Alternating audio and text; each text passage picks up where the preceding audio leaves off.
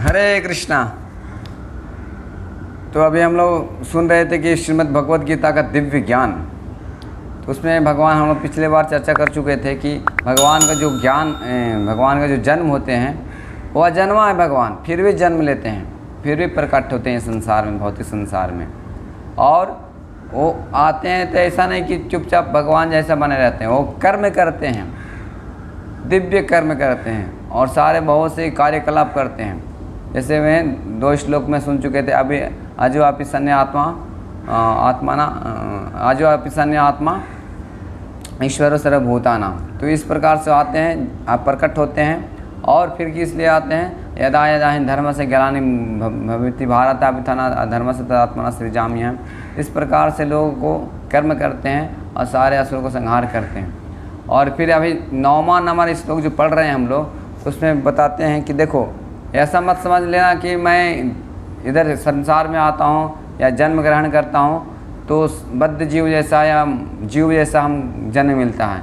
माँ के गर्भ में 9 महीना रहना पड़ता है, उसके बाद में मैं फिर सारे कंजस्टेड जगह में रहना पड़ता है। ऐसा नहीं है। भगवान जो है अपने लीलाएं करते हैं, सारे माता के गर्भ में ऐसा जाता है, ऐसा करते हैं, वो लीलाएं हैं। ऐसा नहीं है हमारे जैसा वो तकलीफ उठाते हैं और समस्या होती है उनको। तो भगवान का जो इसलिए बताते हैं 9वां नंबर श्लोक में कि भगवान का जो जन्म है, अपने खुद बताते हैं कि जन्म कर्म च मय दिव्याम ओ एवं ओवेति तत्वता तक्त्वा देहम पुनर्जन्मा नैति मामिति स्व अर्जुना। इसमें बताते हैं, अनुवाद इस प्रकार है। हे अर्जुन, जो मेरे आविर्भाव तथा कर्मों की दिव्य प्रकृति को जानता है, वह इस शरीर को छोड़ने पर इस भौतिक संसार में पुनः जन्म नहीं लेता, अपितु मेरे सनातन धाम को प्राप्त होता है। हरे कृष्णा। कितना सरलता से बता रहे हैं भगवान कि मेरे धाम आने के लिए कितना समस्या होती है, कितने लोगों को जन्मों जन्मों तक ध्यान, ये सब यज्ञ बहुत करने पड़ते हैं। लेकिन भगवान सरलता बताते हैं कि मेरे जो जन्म और कर्म जो समझ जाएगा, बस मेरे पास आ जाएगा। लेकिन इतना भी नहीं समझ पाते हैं, इतना भी नहीं सोचते कि भगवान एक कृष्ण कौन है, एक सामान्य मनुष्य है और इन सारे रसलीला करते हैं, ये सब करते हैं, ऐसा समझते हैं लोग। तो ये सब मूर्ख लोग हैं। जो भगवान श्री कृष्ण को नहीं मानता है वो तमोगुणी बताया गया है। मूर्ख है वो, महामूर्ख है वो। अगर इसी प्रकार से भगवान समझ गए भगवान श्री कृष्ण ही है तो उसका मुक्ति बस निकट ही है, बहुत दूर नहीं है। और उसका जन्म भी और कर्म में कोई समझ जाता है तो तक्त्वा देहम पुनर्जन्मा नैति मामिति स अर्जुना।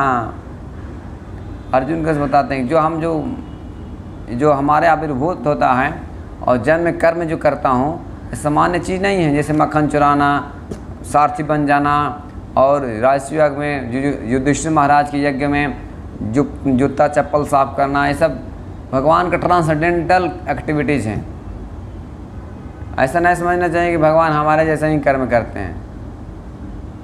एक साथ पूरे रातों रात नहीं, मथुरा से ट्रांसफ़र कर दिए थे द्वारका में, समुद्र में एक दिन में ही पूरे विश्वकर्मा को बताया कि चाहिए समुद्र के अंदर ही बना दिए थे महल।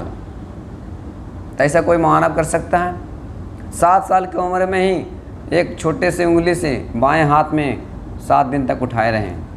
वो तो छोड़ दीजिए, एक पर्वत को उठाना उनके लिए कोई काम नहीं है, मतलब सरलता से उठा लिए। इसीलिए तो लीलाएं उनको बताए गए हैं। लीला और कर्म में बहुत अंतर है। भगवान सरलता से कार्य करते हैं। ऐसा बताया कि प्रभु सोचे तो तत्काल, जब प्रभु सोचते हैं कुछ भी तो तत्काल होता है, क्योंकि सारे शक्तियाँ उन्हीं का हैं। और हम लोग सोचते हैं तो कितने जन्म चले जाते हैं फिर भी वो कार्य नहीं हो पाता है।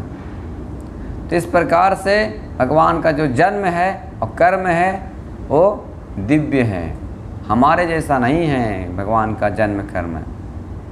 और एक बात और है कि जैसे अभी भगवान का हमारे 5000 साल पहले हुआ था, राइट, द्वापर युग में।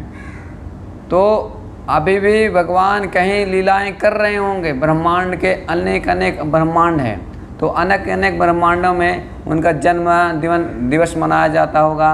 भगवद गीता कहीं बोल रहे होंगे तो कहीं कुछ गोवर्धन पर्वत उठा रहे होंगे तो कहीं अलग अलग वृंदावन में गायों चराते होंगे।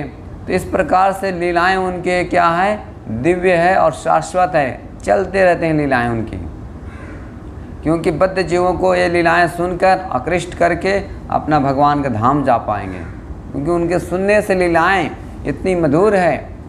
खास करके बचपन की कथाएं आप सुनेंगे भगवान श्री कृष्ण की, कितनी मधुरता है, तो हमारे अंदर वो वात्सल्य आ जाते हैं। जैसे माता यशोदा किस प्रकार से उनको अपने पुत्र के रूप में नहलाते थे, भोजन कराते थे और लंच बॉक्स गायों के साथ, ग्वालों के साथ भेजते थे। इस प्रकार से उनके दिव्य लीलाएं सुनते हैं तो हम भगवान श्री कृष्ण के, बाल कृष्ण के प्रति आकर्षित हो जाते हैं। तो भगवान के जो खास करके कृष्ण भगवान की जो लीलाएं हैं अद्भुत हैं। तो ये जो भी जन्म कर्म को समझ जाएगा वो भगवान के धाम सीधा चला जाएगा। यहाँ तक भी प्रभुपाद जी हम बताते हैं कि जो भगवान श्री कृष्ण को समझ जाएगा कि भगवान ही श्री कृष्ण ही भगवान है, तो उसकी मुक्ति निकट है, कहीं दूर नहीं है मुक्ति जाना। और ख़ास करके भगवान श्री कृष्ण इस कलयुग में और ज़्यादा कृपा करके चैतन्य महाप्रभु आए हैं। हरे कृष्णा कृष्ण कृष्ण हरे हरे, हरे राम राम राम हरे हरे। इस महामंत्र को दिए हैं करने के लिए।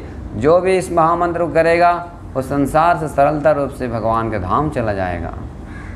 तो आइए हम लोग इस उपदेश को, दिव्य ज्ञान को समझिए और हरे कृष्ण महामंत्र को जप कीजिए और संसार से हम क्लेशों से मुक्त होकर भगवान के धाम चले जाएंगे। हरे कृष्ण।